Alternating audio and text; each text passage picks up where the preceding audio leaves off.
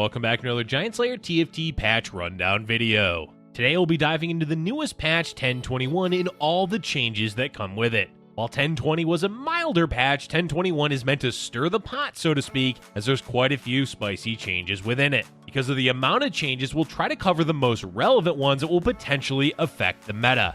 With all that said, let's jump on in. But before we begin, please don't forget to click the links in our description. Give your support to everyone who helped make this video happen. We host many TFT tournaments with plenty of exciting content to come, so be sure to also follow our Giant Slayer TFT social media pages. Alright, let's get back to the video. Before we get into the meat and potatoes of the patch with champions and traits, let's go over a few system changes first. Set 4 brought a number of system changes, but one of the largest and possibly most overlooked was the change to how the shop functioned. Basically, if you didn't buy a champion from the shop, it wouldn't show up in the next roll. This led to players not purchasing champions throughout the game, which felt a bit counterintuitive, along with it not being that well known of a change. Thus, they've reverted this so that the shop will now function as it always has in previous sets. The Chosen mechanic is doing great so far in set 4, but there's been a few issues with it. To address those issues, they've reduced the randomness of a chosen unit appearing or not appearing in your shop. This should balance it out so that every player is getting a more equal chance at finding a chosen. Along with that, they've now made it so that you're guaranteed a chosen by 2-2. It's a great change as it should even out the early game a bit between the players. With system changes out of the way, let's move on to traits. Let's first cover the smaller tweaks to a few traits before we move into the larger ones. Adept is getting a nice buff as the attack speed slow effect of the trait is going up to 2.547 seconds from 2.35. It's a nice buff considering Adept as a trait has been borderline useless, but keep in mind that Quicksilver will still counter it, so it's still a bit lackluster. Hunter is receiving a rather large buff as the 4 and 500 bonus damage will now be 200-225, up from 175%. This makes the trait actually usable past 3 hunters and should scale well the more hunters you play.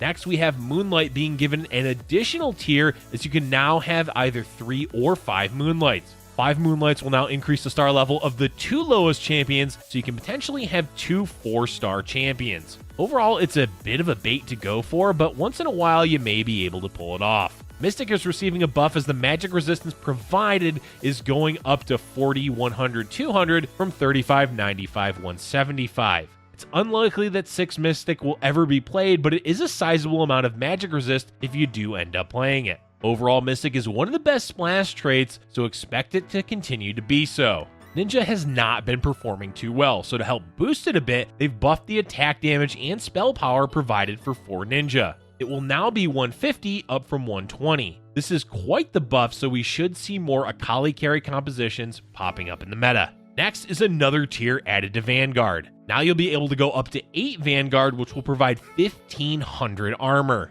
In addition to that, 6 Vanguard also received a buff as the armor went up to 600 from 500. 8 Vanguard is unlikely to ever happen, but hey, if you manage to hit it, your champions will have a ton of armor. And the last smaller change is the Shade. Shade has been doing way too well, so they've made it so that the stealth effect that the units gain will now occur after the 3rd attack, and the bonus damage will occur after every 4th attack rather than every 3rd. Essentially, this is meant to slow down how often Shade units can break aggro and stealth, but it's likely not enough of a nerf, and they'll continue to revisit this trait in the future. Alright, now we can get into the larger trait changes, starting with Cultist. They want Cultist to be viable throughout the game instead of the way it currently is, where it dominates stage 2 and 3 and then falls off hard. To do this, they made it so Galio will scale based on the star level of your Cultist units. The scaling will be a bonus of 12% to the attack damage and health of the Galio for each star level of your Cultist. Since the scaling of Galio is changing, they've lowered the amount of base health and attack damage he has. Galio's base health will now be 1,000, 1,750, 2,500 compared to the previous 1,600, 3,800, 6,666.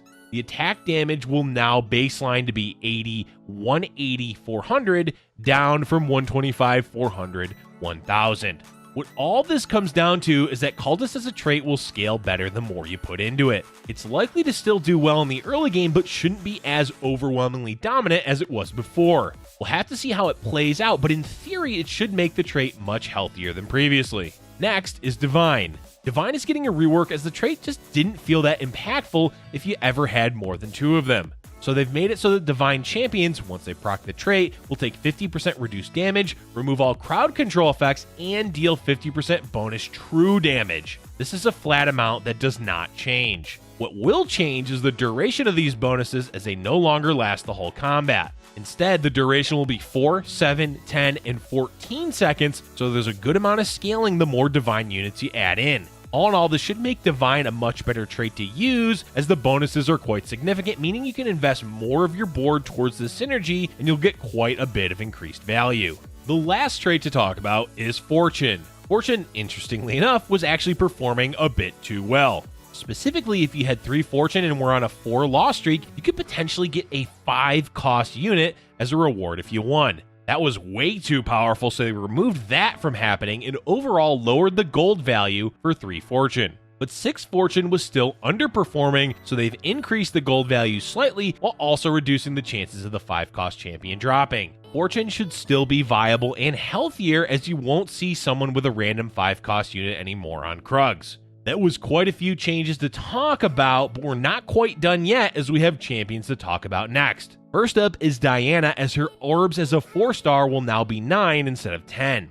Honestly, this is kind of a small change that won't really make much of a difference, but expect to see Diana 4 be ever so slightly less effective. Elise is also getting a bit of a pointless buff, as the health she restores per attack up at tier 3 is going to 160 from 120. While it is a sizable amount, it's not like Elise 3 was ever that relevant in the game anyway, so it won't matter too much. Nidalee, on the other hand, is getting a huge buff, as the bonus damage per hex for her ability is going up to 20% from 10%.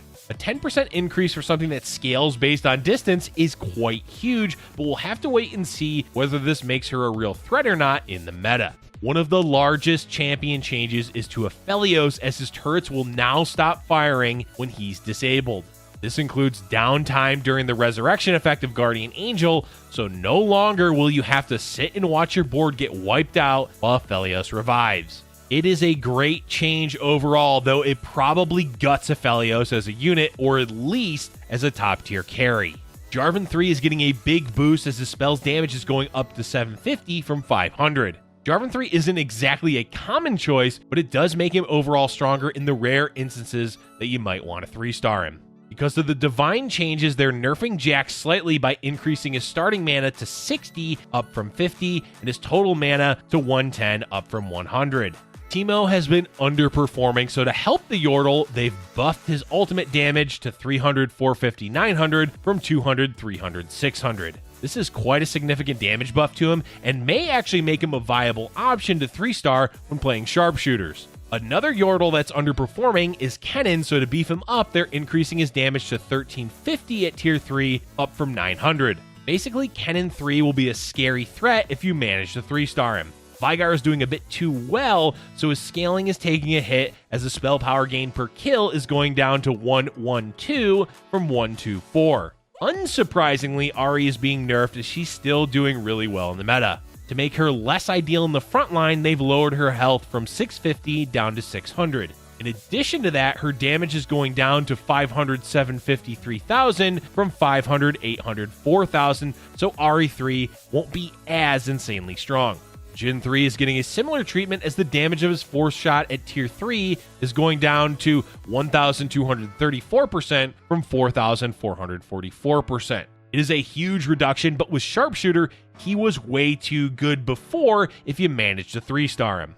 Keeping with this theme, Riven 3 is also getting a nerf, as the damage at tier 3 is going down to 1350 from 1500. Talon's nerf is not as drastic as the others, but the bonus damage of his ability at level 3 is going down to 250% from 300%. Overall, 3-star 4-cost units will still be scary strong, but shouldn't be instant win conditions like they have been in the past. Kayn has been one of the strongest late-game champions, so they are toning him down a bit by lowering his damage at level 1 to 400 from 450. In addition to that, Blue Kayn has been a bit too strong, so the bonus damage will now be 50% instead of 75%. Lilia isn't a bad champion, but her power level is definitely below the other 5-cost champions, so they changed her sleep duration to 3.48 seconds from 3.58 seconds. Similarly to Lilia, Zilean wasn't getting too much additional power when you 2-starred him, so his ability will now target 3 units instead of 2 at tier 2. To balance that out, they've lowered the heal amount to 500 from 700. Let's now move on to items, as there were quite a few changes in patch 1021. First, let's get the smaller buffs out of the way. Chalice of Power got a 10 increase to the bonus spell power, making it a viable option now, although it was seeing some play when you were running Kayn, Dusk, or Ahri. Stoneplate should now be a viable option once again, as the bonus armor and magic resistance is up to 15 from 12. Quicksilver has been the best and most necessary item of set 4, so it's getting a slight nerf down to a 10-second duration from 12. It's still going to be an insanely important item, so don't stop building it now. Zeke's Herald is receiving some love as the bonus attack speed is up to 40% from 30. It now provides a huge boost of attack speed, so expect to see it used more. Alright, on to the larger changes, starting with ZZ Rot Portal.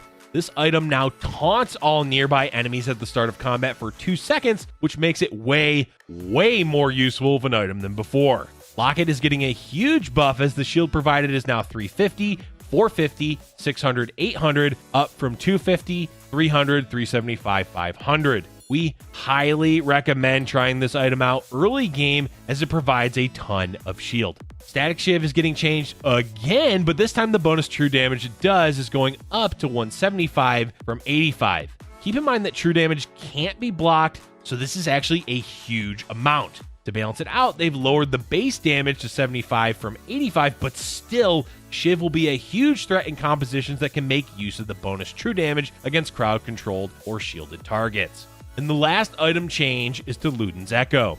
Luden's is receiving a similar change to Static Shiv, as it will now deal bonus damage to shielded or crowd-controlled enemies. The bonus damage is 180, which will now match the base damage, as they've lowered that from 200 down to 180. There's a ton of potential use for this item, but it's particularly good on units that can proc bonus damage themselves, such as Jinx, Teemo, or Lux. Definitely test this item out and see where it works best. That is all for today's video, folks. There is a lot to unpack in this patch, so take your time and have the patch notes open while you're playing. Despite the large amount of changes, the majority of comps and champions that were doing well previously should still do well, and you can lean on comfort picks like Ashe or Ahri. Let us know in the comment section below what you're most excited to play in the new patch. Thank you for watching, and if you're enjoying our content, be sure to hit the like button and subscribe for future Giant Slayer TFT videos.